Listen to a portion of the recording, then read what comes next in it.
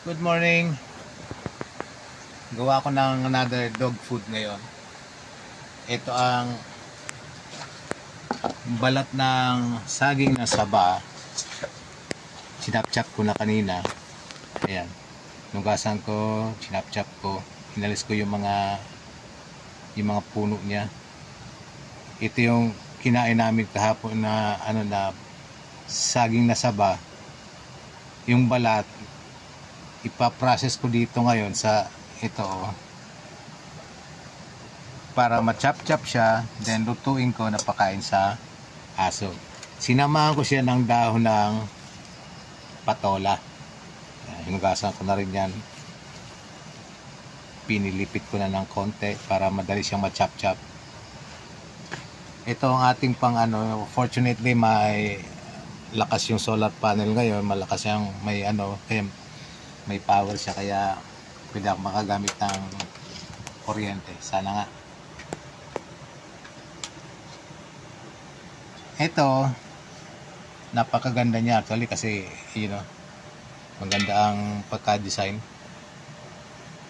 Tanggalable, removable siya. So, pasok ito. Sasabay ko ito. Para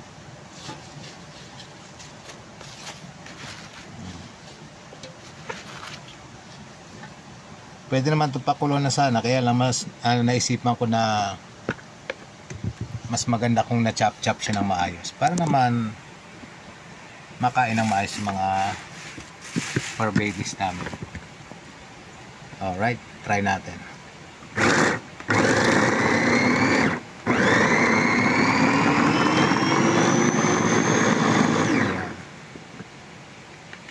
A lot simpler pag may gamit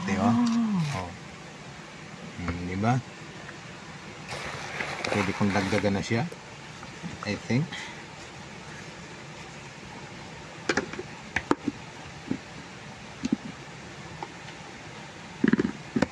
Birang-bira kami makagamit ng mga machine ngayon dun sa yung kagulan. Kaya ngayon sinasamantala ko na. Maganda siguro lagyan ko ng tubig, but okay na to. I think okay na to.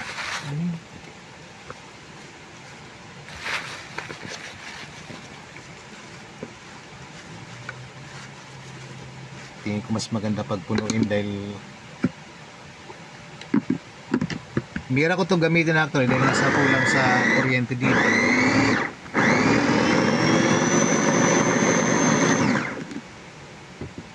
Talagang purpose nung ko para so kinakalang yun siya, tanggalin. Anyway, palitan natin ng bagong so ito lang nito.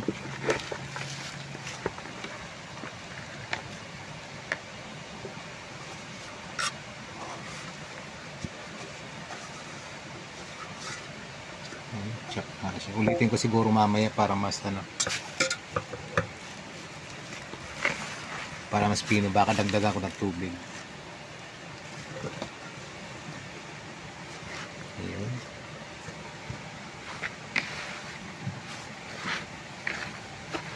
Pag ito kasi nagmaterialize, gagawin kong pakain sa mga hayop, sa balak mag-alaga pati manok, ita-chop-chop ko dito. Kasi mga solid na hindi naman basta tutukoy ng manok yun pero maski ganito na balat ng saging, siguro kakainin nila yun kasi chop-chop na. Lagyan na lang ng konting grains, mais siguro, anything na may carbohydrates, yung kain na yun kain na yun ang manok, kain na yung baboy. So yan.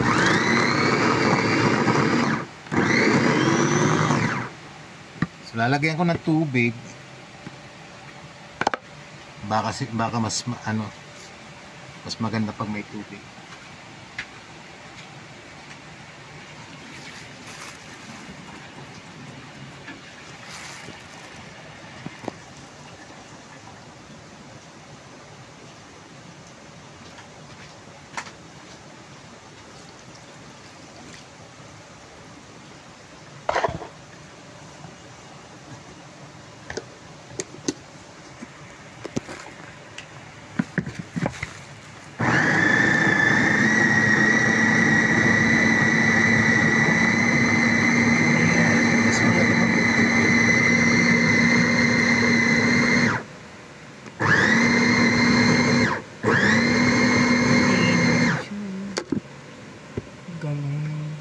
mas chop na nga siya. Ayun. So, pwede ko na ito ilagay lahat. I think. Ayan. With the help of Mami Arns, Simply Air na. Dalaw-dalawin yung kanyang channel. Naghihingan muna. Baka naman. Baka naman. So ito, joint venture ito. Simply Air na tsaka ni Back to Bukid. Ayan.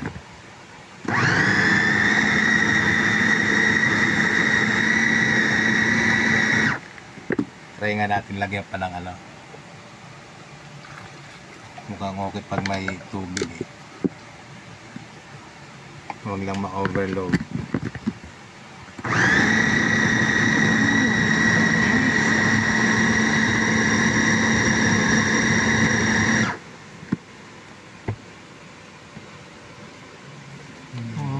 May mga konti pang ano pero Pino na ako. hindi pa ako happy.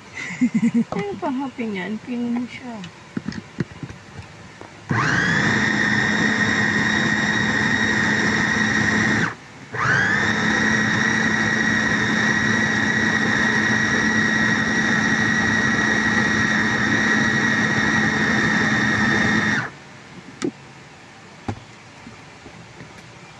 Alright, this is it. O yan. So lulutuin ko na lang ito mamaya. Ang galing na oh. Talagang parang hindi na ako maniniwala na tatanggihan to ng aso mamaya. Kasi lalagyan ko naman itong mga pampalasa eh. Lulutuin ko ito pa. Lalagyan ko pampalasa.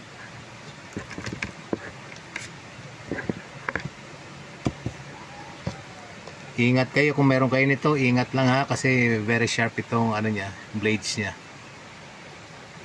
Ayan.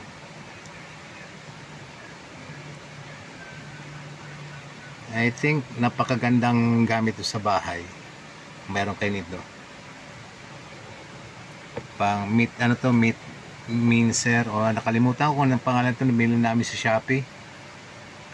Pero food processor ito eh. Pang grind ng meat, something.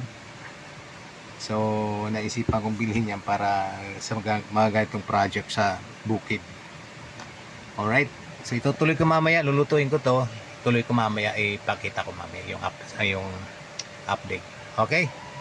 Kaya ulit. So ito na yung pagkain na niluto ko. Yan, naka-ready na. Hinaluan ko na lang ng konting kanin. That's it. At ito yung iba. Ayan.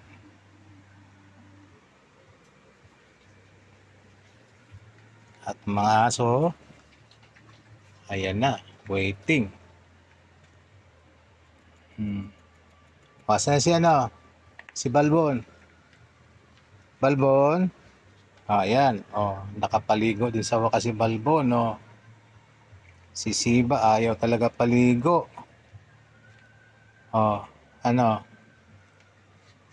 Huwag kang mag-alala, Luna, malapit na, wait lang. Ibigay ko na.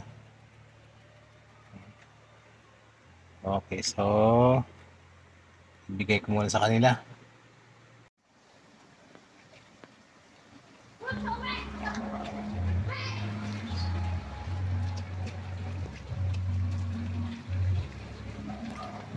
Ay, dito isa dito. Diyos ko.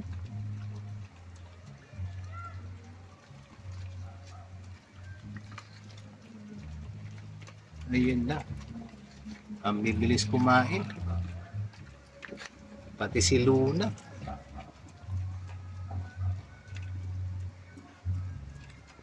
Sula lang, Diyos ko. Late kumain.